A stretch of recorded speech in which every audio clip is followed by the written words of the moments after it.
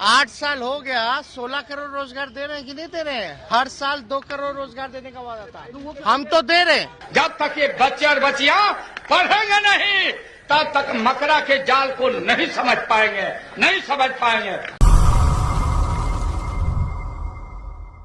ये बयान सुनिए। जब तक ये बच्चे और बच्चियां पढ़ेंगे नहीं तब तक मकरा के जाल को नहीं समझ पाएंगे। ये जो वीडियो देखा आपने लालू यादव का है, एक बार फिर से सुनिए। जब तक ये बच्चे और बच्चियां पढ़ेंगे नहीं तब तक मकरा के जाल को नहीं समझ पाएंगे। वो कह रहे हैं कि शरीर पर कपड़ा ना हो, भूखे रह जाओ। ये बाबा साहब ने भी कहा था, अपने बच्चों को पढ़ाओ ताकि ये जातिवाद का मकर जाल तोड़कर उससे निकल पाए। लालू यादव का बेटा तेजस्वी यादव का बयान सुना आपने। वो कह रहे हैं कि 15 करोड़ 16 करोड़ नौकरी कहां गई, घर कहां गया। सवाल पूछिए। एक अश्विनी उपाध्याय नाम का शख्स सुप्रीम कोर्ट गया है, बीजेपी का नेता है, ब्राह्मण समाज से। वो कह रहा है कि जो सरकार आपको कभी पानी की सुविधा देती है, बिजली की सुविधा देती है, स्कूल में जो पढ़ाई फ्री हो रहा है, इससे देश बर्बाद हो रहा है। इसके पीछे साजिश क्या है ये बताऊंगा। सोचिए, इस देश में आजादी से पहले जातिवाद का राज था 2000 सालों तक। जब पुष्यमित्र शुंग की हत्या हुई, उससे पहले इस देश में सबके लिए स्कूल, अस्पताल, सरकारी कॉलेज यूनिवर्सिटियां सब फ्री था। डेमोक्रेसी आ चुकी थी। उसके बाद जब वृद्धरथ की हत्या हुई और जब ब्राह्मणों का शासन आया, जब मनु व्यवस्था लागू हुई, मनुस्मृति लागू हुई, उसके बाद SC ST OBC माइनॉरिटी जो संविधान के हिसाब से आज हैं, वो मनुस्मृति में शूद्र और अछूत थे और उनको पढ़ने का अधिकार, व्यापार का अधिकार, संपत्ति के अधिकार से अलग कर दिया गया। उसके बाद ये घटना चलती रही और जब देश आजाद हुआ, जब संविधान लागू हुआ, तो इस पर रोक लगी।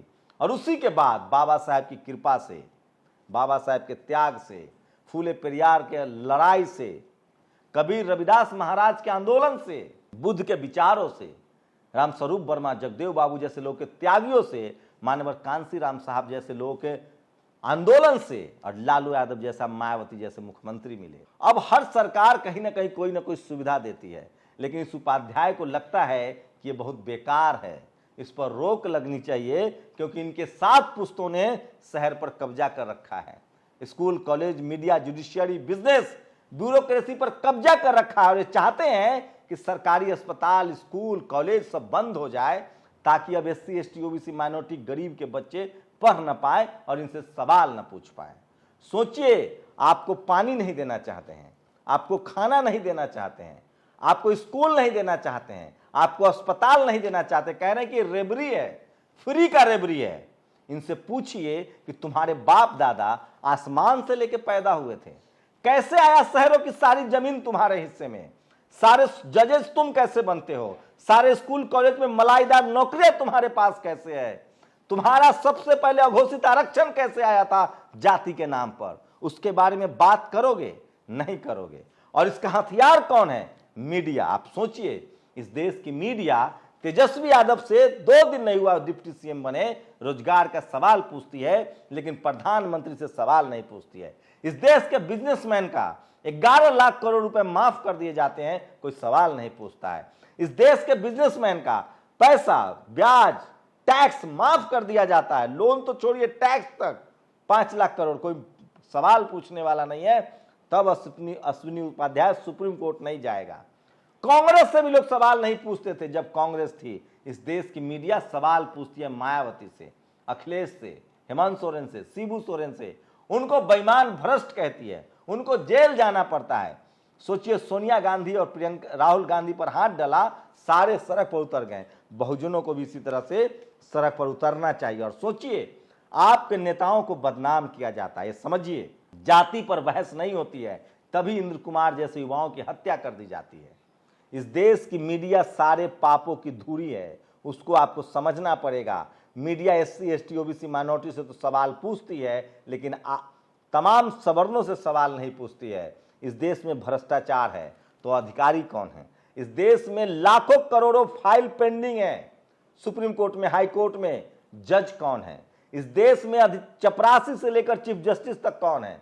इस देश में बिजनेस किसका है? इस देश में डॉक्टर कौन है, इंजीनियर कौन है, उसकी संख्या बताइए। और तब बताइए कि इस देश में अगर सारी व्यवस्था खराब है तो उसके लिए कौन जिम्मेदार होगा। उसके जाति के हिसाब से पहचान कीजिए। जो लोग कल सरकारी स्कूल में मजा मार लिए पढ़ के डॉक्टर इंजीनियर बन गए, संपत्ति पीट लिए, अब वो चाहते हैं कि सरकारी स्कूल अस्पताल बंद हो, प्राइवेट हो जाए, ताकि उनका बच्चा तो प्राइवेट में पढ़ लेगा, आपका बच्चा बेरोजगार, भूखा नंगा, सब्जी वाला, ठेले वाला, किसान, चौकीदार बने। ये अश्विनी उपाध्याय जैसे लोगों की कॉन्स्पिरेसी को समझना पड़ेगा और सोचिए। इसलिए लालू यादव का एक वीडियो एक बार फिर सुनिए। वो जब तक ये बच्चे और बच्चियां पढ़ेंगे नहीं तब तक मकरा के जाल को नहीं समझ पाएंगे, नहीं समझ पाएंगे। कह रहे हैं कि भूखे रहना, अपने बच्चे को स्कूल जरूर भेजना ताकि वो जाति के मकर जाल को काट सके। तेजस्वी यादव हो, तमाम बहुजन नेताओं ने जिस दिन मीडिया से सवाल पूछना शुरू कर दिया, इस देश की किस्मत बदल जाएगी। सोचिए, आजादी के 75 साल बाद भी जाति के नाम पर हत्याएं हो रही है। कोई बहस, कोई टीवी डिबेट नहीं, क्योंकि आप मीडिया में नहीं हैं। कोई सुप्रीम कोर्ट संज्ञान लेगा नहीं, क्योंकि आप जुडिशियरी में नहीं हैं। कॉलेज यूनिवर्सिटी से आवाज उठेगी नहीं, क्योंकि आपकी संख्या बहुत कम है। सोशल मीडिया पर आप हैं, आवाज उठा रहे हैं। मैं इसलिए कह रहा हूं कि ऐसे लोगों से सावधान रहिए जो आपके नेता को, आपके सामाजिक संगठनों को बदनाम करता है। तेजस्वी यादव एक सबूत है आपके सामने। शिबू सोरेन को जेल में डाला गया, बीजेपी का एक दलित अध्यक्ष बने, उनको पार्टी से बर्खास्त कर दिया गया। SC ST OBC माइनॉरिटी के लिए इस देश में सिर्फ बाधाएं हैं, सिर्फ बाधाएं हैं। आपको एकजुट होना पड़ेगा, आवाज उठानी पड़ेगी और संविधान की रक्षा करनी पड़ेगी, तिरंगे की रक्षा करनी पड़ेगी, क्योंकि हमें जो भी अधिकार मिला है इस देश में वो मनुस्मृति से नहीं, संविधान से।